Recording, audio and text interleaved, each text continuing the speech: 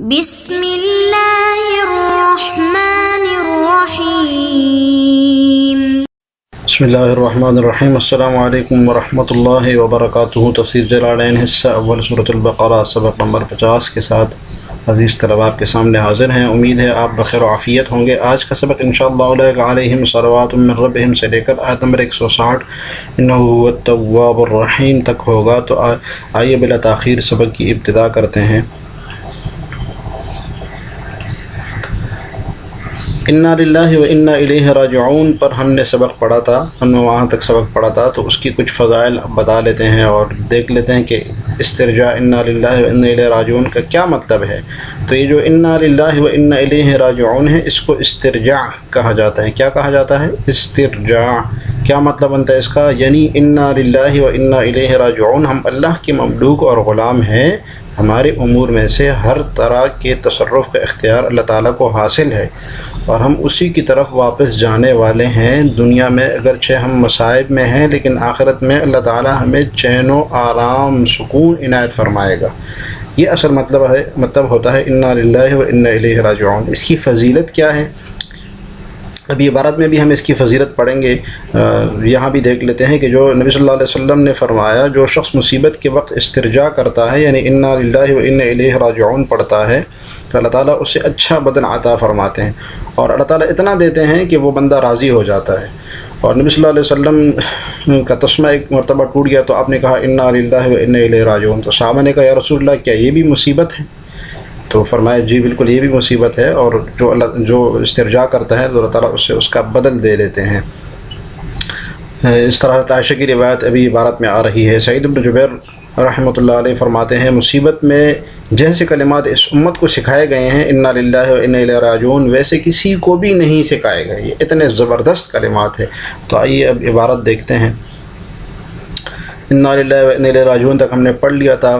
فی الآخرۃ فیجازینا، یعنی ہم آخرت میں ہم اللہ تعالیٰ کی طرف لوٹ کر جائیں گے تو وہ ہمیں اس کا بدلہ دے گا۔ اور فی الحدیث، حدیث شریف میں آتا ہے، من استرجع عند المصیبت، جو مصیبت کے وقت استرجاع کرتا ہے، اجرہ اللہ تعالیٰ فیہا، اللہ تعالیٰ اس کو اس کا اجر دیتے ہیں، واخلف اللہ علیہ خیرا، اور اس سے بہتر اس کو اس کا بدلہ دے دیتے ہیں۔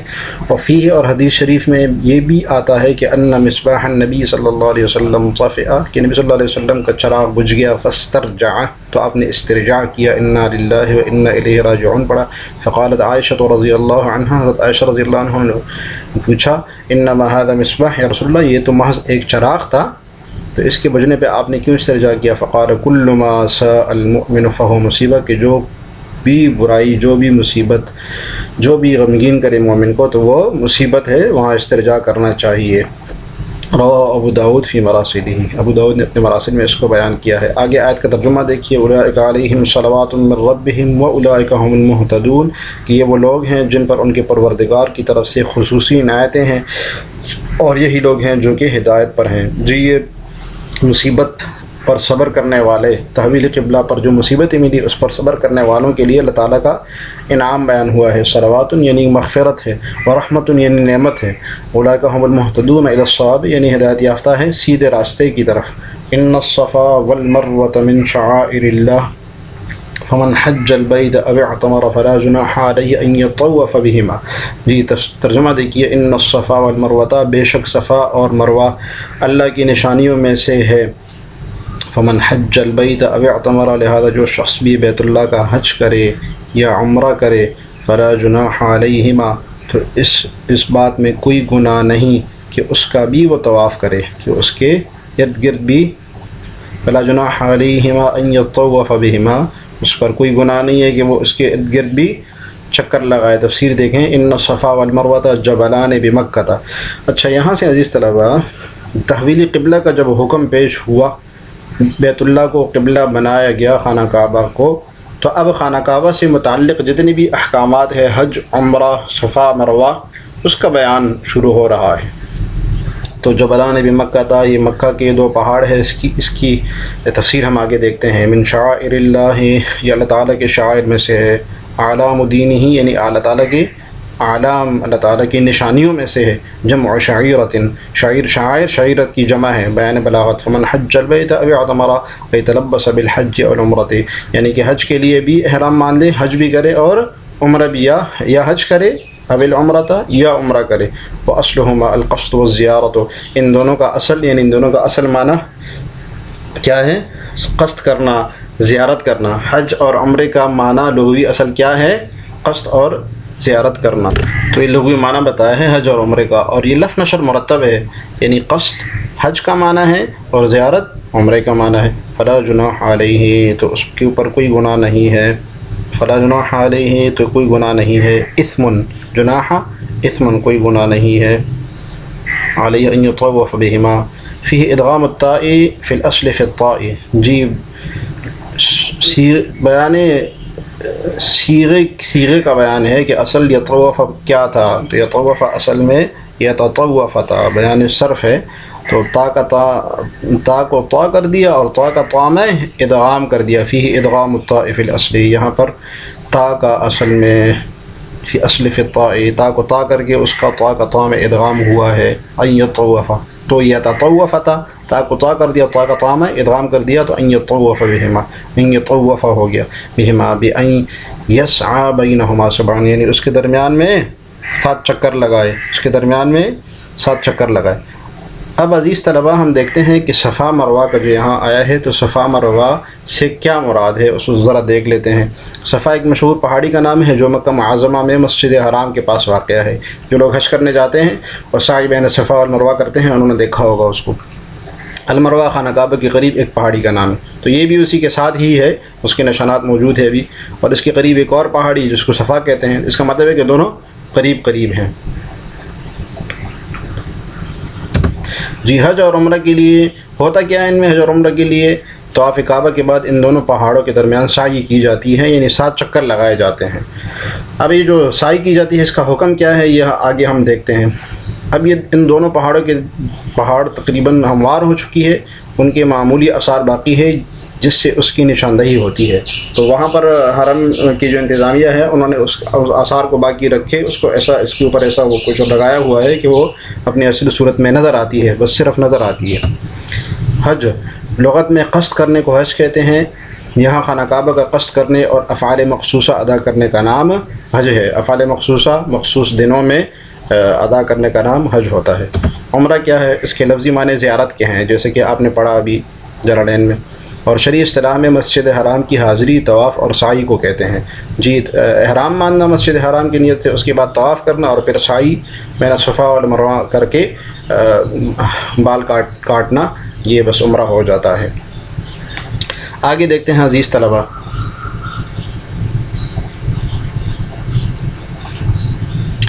جی نزلت لما کرہ المسلمون ذالک، شان نزول بتا رہے ہیں کہ یہ آیت کب نازل ہوئی. اصل میں انصار میں سے کچھ لوگ جب عمرہ اور حج کرنے کے لیے آئے تو انہوں نے صفا اور مروہ کے درمیان میں سعی کرنا کو ذرا برا سمجھا کہ ہم تو یہاں پر تو بت رکھے ہوتے تھے، نائلہ بت یہاں رکھا ہوتا تھا، تو ہم اس کی سعی کرنے نہیں کریں گے، یعنی اس کو ذرا برا سمجھا. تو اس پر یہ آیت نازل ہوئی کہ لما کرہ المسلمون ذالک، جب مسلمانوں نے اس کو ناپسند کیا.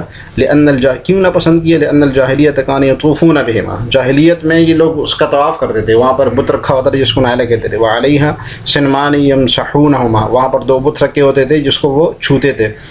تو اس لیے یہ آیت نازل ہوئی کہ کوئی گناہ نہیں ہے سعی بین صفا اور مروہ میں، سعی بین صفا اور مروہ کے کرنے میں کوئی گناہ نہیں ہے. تو یہ مطلب نہیں ہے کہ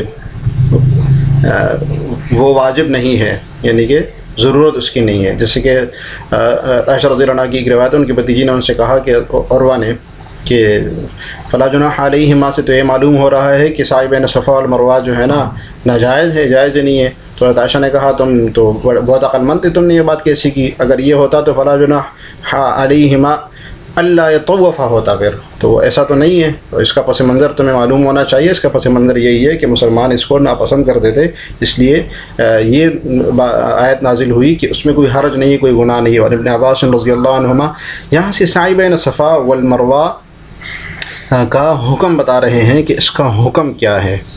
اتنی بات طلباء سمجھ لیں کہ مشروع ہے سعی بین صفا اور مروہ حج اور عمرے میں، یعنی جو لوگ حج اور عمرہ کرنے جاتے ہیں تو اس کا کرنا مشروع ہے، شریعت کا حکم ہے یہ. لیکن اب اس کے حکم میں ذرا اختلاف ہے. تو امام احمد بن حنبل رحمۃ اللہ علیہ کے نزدیک یہ سنت ہے، اور عبداللہ ابن عباس رضی اللہ عنہما کا قول بھی یہی ہے، جیسے یہاں ذرا لین میں بیان ہوا ابن عباس رضی اللہ عنہما ان السعی غیر فرض، غیر فرض ہے. ٹھیک ہے، تو وہ روایت امام احمد کی روایت بھی یہی ہے. یہ تو امام احمد کا قول ہے. دوسرا یہ کہ امام ابو حنیفہ رحمۃ اللہ علیہ کے نزدیک یہ واجب ہے، نہ سنت ہے نہ فرض ہے بلکہ یہ واجب ہے. امام شافعی رحمۃ اللہ علیہ کے نزدیک یہ باقاعدہ رکن ہے، عمرے کا بھی رکن ہے اور حج کا بھی رکن ہے، اس کے بغیر حج اور عمرہ ہوتے ہی نہیں ہے. تو پڑھتے ہیں ابن عباس رضی اللہ عنہما ان السعی غیر فرض، سعی جو ہے نا غیر فرض ہے، لما افادہ رفع الاثم من التخیر، اس لیے کہ اس میں گناہ کے رفع کرنے کا جو افادہ بیان ہوا ہے نا، اس میں تخییر ہے باقاعدہ کہ بھائی اس کو کریں یا نہ کریں. تو جس چیز میں تخییر ہوتی ہے وہ فرض نہیں ہوتی ہے، تو یہ سنت ہے. قال الشافعی، یہ دلیل تھی گویا کہ ان کی امام احمد بن حنبل کی. قال الشافعی رحمہ اللہ وغیرہ، امام شافعی رحمۃ اللہ علیہ اور دیگر حضرات یعنی امام مالک، رکنن، یہ رکن ہے باقاعدہ. ابین وجوبہ، اور نبی صلی اللہ علیہ وسلم نے اس کا وجوب باقاعدہ بیان کیا ہے بقولہ، اپنے اس قول میں کہ ان اللہ کتب علیکم السعی، کہ اللہ تعالیٰ نے واجب کی ہے تم پر سعی. رواہ البیہقی وغیرہ، جی امام بہقی اور دیگر حضرات نے اس کو روایت کیا ہے. وقال ابدؤوا بما بدأ اللہ بہ، اور فرمایا کہ اس کو شروع کرو جہاں سے اللہ تعالیٰ نے شروع کی، یعنی الصفا، یعنی کہ ان الصفا ہے نا، تو صفا سے شروع ہوا تو پہلے اس کے جو 7 چکر ہوتے ہیں صفا سے شروع ہوتے ہیں اور مروہ پر ختم ہو جاتے ہیں. رواہ مسلم کی روایت ہے. جی آگے دیکھیے، ومن تطوع خیرا فهو خیر لہ ومن تطوع خیرا فإن اللہ شاکر علیم، اور جو شخص خوشی سے بھلائی کا کام کرے، تطوع خیرن، جو شخص خوشی سے بھلائی کا کام کرے، فإن اللہ شاکر علیم، تو اللہ تعالی یقیناً قدردان اور جاننے والا ہے. جی ومن تطوع فی قراءۃ بتحتانیۃ، اور ایک قراءت میں تحتانیہ یعنی کہ یتطوع ہے، تشدید طا کی مشدد کے ساتھ ہے یتطوع، تو بیان قراءت ہے. ایک قراءت تطوع ہے اور ایک قراءت ہے یتطوع. اس صورت میں اچھا، وہ تشدید الطاء مجزوما، طا مشدد ہے اس میں اور مجزوم ہے، یتطوع اس طرف. وفیہ ادغام الطاء فیہا، تو جب دوسری قراءت کے مطابق اس میں تا کو طا کر کے طا کا طا میں ادغام ہوا ہے. یتطوع اصل میں یتطوع ہوتا، تو تا کو طا کر دیا اور طا کو طا میں ادغام کر دیا. لیکن یاد رکھیں دوسری قراءت تحتانیہ والی قراءت کے مطابق خیرن ای بخیرن، جی اشارہ ہے کہ خیرن منصوب بنزل خافظ ہے، یہاں پر حرف جر معذوف ہے، یعنی جو خیر کی کام کرے. ای فعل ما لم یجب علیہ من الطواف، یعنی کہ وہ والا کام کرے جو کہ اس کے اوپر واجب نہیں ہے، طواف وغیرہ، طواف اور اس کے علاوہ دوسری چیزوں میں.